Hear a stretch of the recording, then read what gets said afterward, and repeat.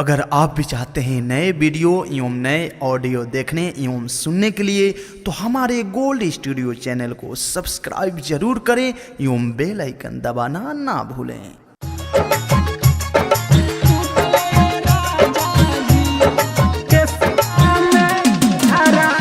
Recording by Ganga Studio Patna.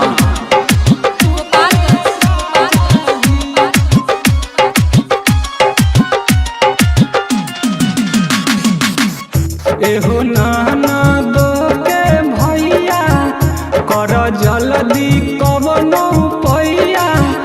एहो नाना दो के भैया कर जल्दी कवनो पैया। दिया बाबा भूतले राजा जी कि तोहरा के सिया में ओझरा के नथिया टूटले राजा जी कि तोहरा के सिया में ओझरा के नथिया टूटले राजा जी। Produced by Gold Studio।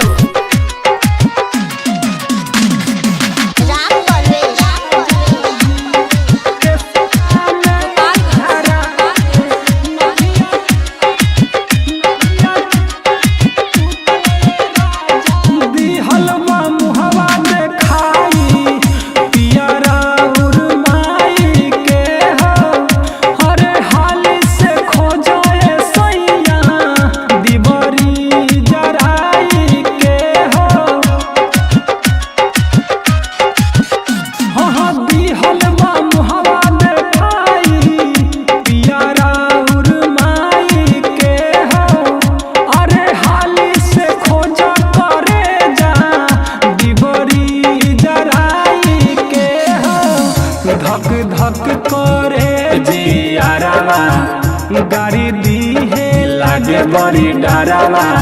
धक धक करे जियारावा गाड़ी दी है लागे बड़ी डरावा।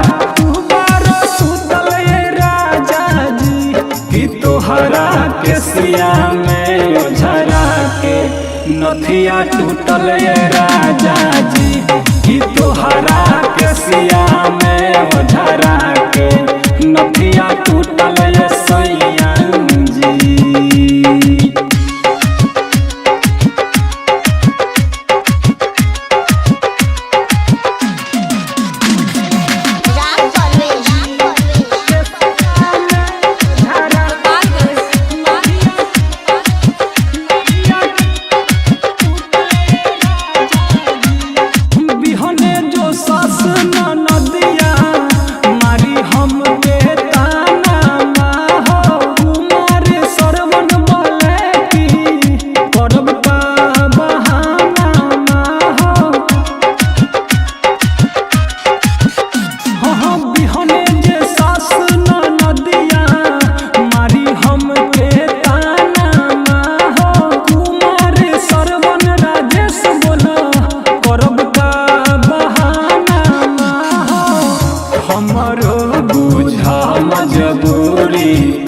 खोजल बाटे हो जरूरी हमरो बुझा मजबूरी। खोजल बाटे हो जरूरी कहरम मोर फूटल राजा जी कि तोहरा के सिया में ओझरा के नथिया टूटल राजा जी